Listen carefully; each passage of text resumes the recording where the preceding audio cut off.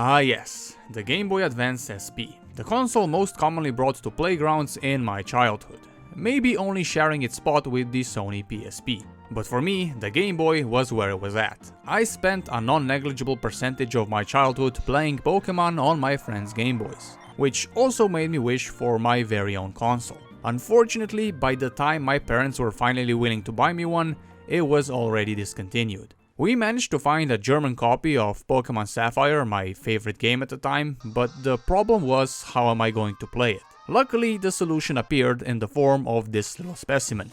This is my Nintendo DS Lite, the second generation of the Nintendo DS, the best-selling handheld console of all time, and most importantly for me, it's backwards compatible with advanced games. It is also the thing I spent most of my childhood on, by far.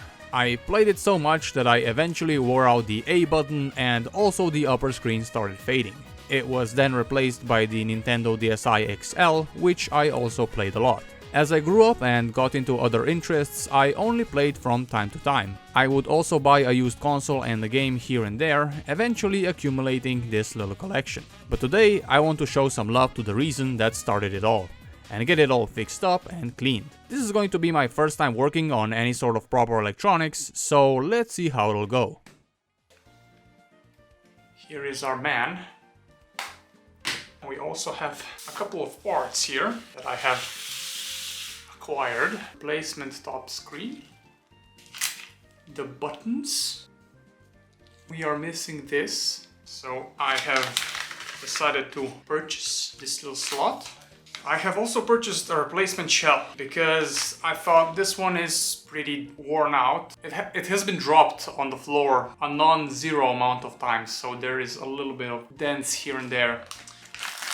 Unfortunately though, from what I've heard, these replacement shells aren't really on par with the OEM stuff. So that has me a little bit worried because I still want the console to be like solid, you know. I want to still be solid. So I'm thinking I'm gonna stick with this one. I'm gonna maybe try and polish it a little bit, remove all these stickers. And I think it might look not so bad in the end. To make this DS a little bit more personalized, I went ahead and got some yellow buttons. I know the black and yellow combo is seen as cringy by some people, but I still kinda like it when done correctly. With all the parts nicely laid out, it was time to start disassembling. Okay, step one, get the battery out. That's some top quality dirt right there. The battery looks okay, no bulging. I remember these batteries lasting for a long time. I think I played this last time a couple of years ago. Even though it's half broken, it still works for the Game Boy games. And this is by far the best console like to play Game Boy games, or rather than an emulator, but you know. There we go. It appears that neither me nor my friends ever dropped it in water, so that's good. We still have a little bit more of that gnarly dirt right here. Oh, I should probably take the games out. My second ever Pokemon game. Good, but slow. Platinum is better, which is why it's also more expensive now. Okay, now this is gonna be my least favorite thing to do. I have to get these rubber pads out, so I'm very afraid that I might damage them. I got both of them out. Unfortunately though, the glue stayed behind. Okay, first we're gonna attack these two. These are Phillips.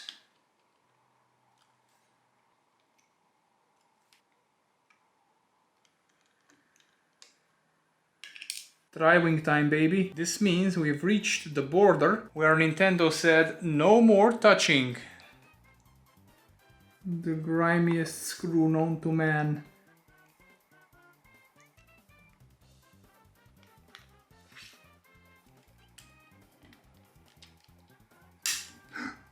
That scared me a little bit. We're in. Look at all the filthy filth. Well, this will be cleaned. Look at this bad boy. Again, water damage is no. One just popped out. Make sure not to lose any of this. Now for the scary stuff. Yes, look at me go. You have to feed it under the cartridge slot. Okay, here he comes. Here he comes. I got him loose. There we go. Let's move him out of the way. I think he's glued on. Whew! Okay, okay, whew! That was scary, but no damage yet, I think. No damage yet. Okay, boys. My first ribbon cable. Let's see how this goes. Yes! Look at me go. Now I could separate the motherboard from the shell. Technically, I should be doing this upside down. Oh, okay, okay, no matter. Okay, wait, hold on.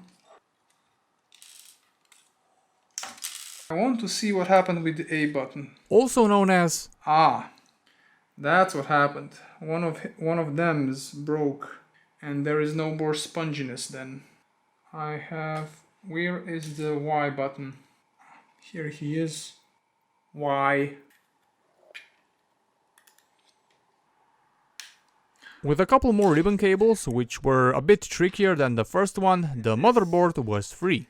This is what runs the whole party. Moving on.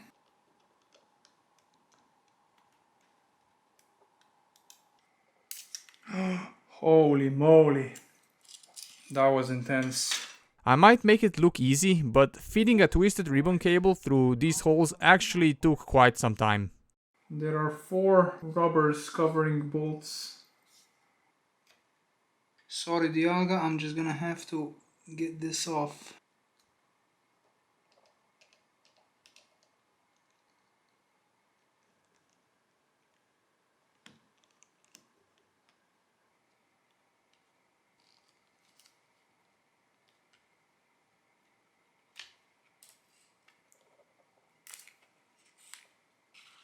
Here is the main protagonist of the story.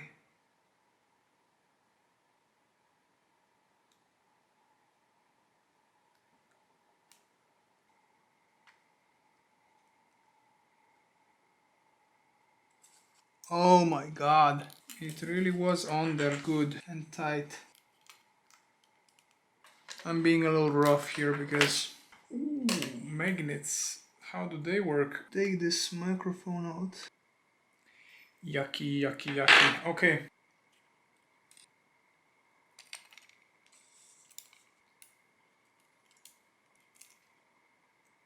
I also took apart the lower part of the shell so I could thoroughly clean it.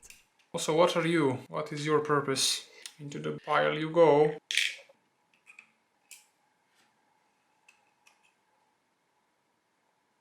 This is foil stickers, and we don't need this, we just need this, because it should stick without damaging the glue, so that we can wash this. That's the plan. And the power button.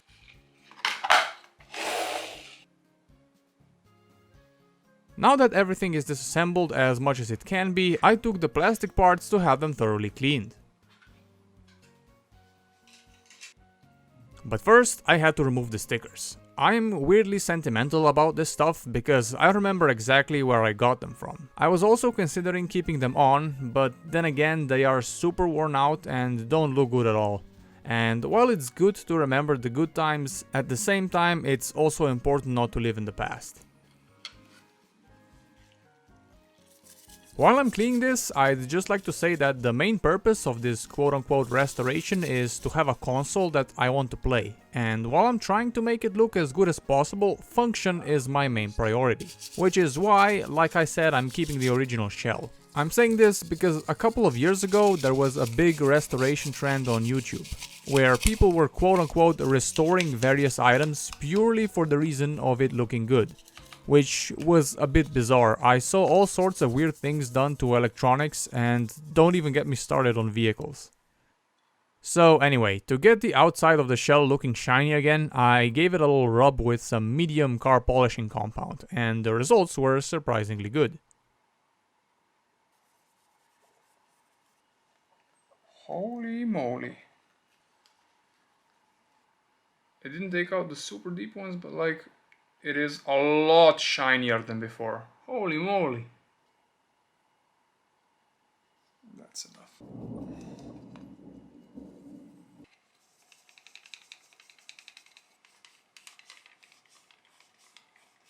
The deep scratches are still there, but I would need... I guess I would need a stronger compound. I'm impressed that a lot of it came out. I gave the motherboard a little scrub with some cotton wads and isopropyl alcohol. I also soldered the speakers to the new screen.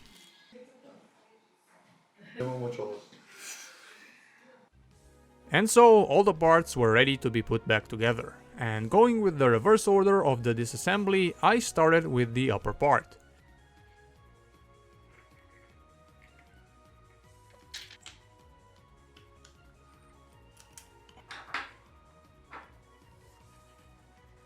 Okay, that's good.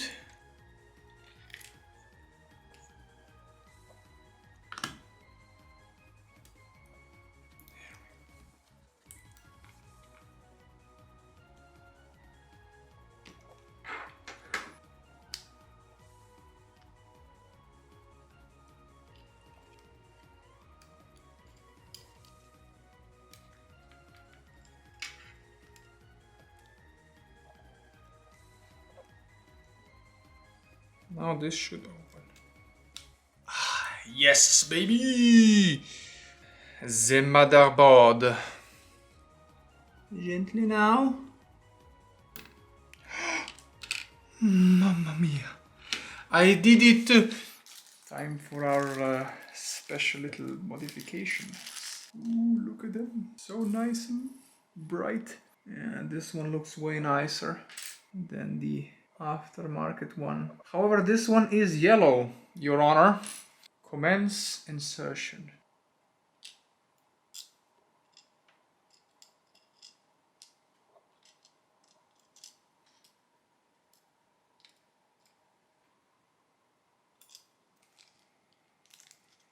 The button pads for the D-pad and the letter buttons are actually upside down here. I'm going to notice soon when the motherboard won't sit flush.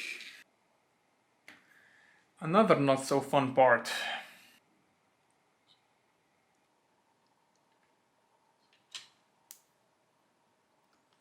Okay.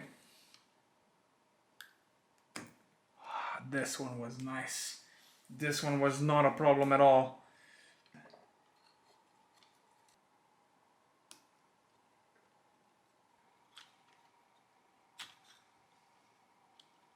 Dingus. Turn them on the wrong side. Jesus. Yeah, look at him. He appears on the other side. Amazing. I am goated with the sauce. And while I'm slowly getting to the end, I can say that this whole process has been surprisingly straightforward and really not that difficult. I've heard that the DS Lite is one of the simplest in the DS family to work on, and I can see why. I bought about 30 euros worth of tweezers, some pry tools and a screwdriver and bit set, which made this job super simple. Also, I need to shout out Elliot Cole and his main channel, The Retro Future, for putting out some great videos on this topic, which helped me a lot when I got stuck in some parts. This one is especially scuffed. This one looks normal.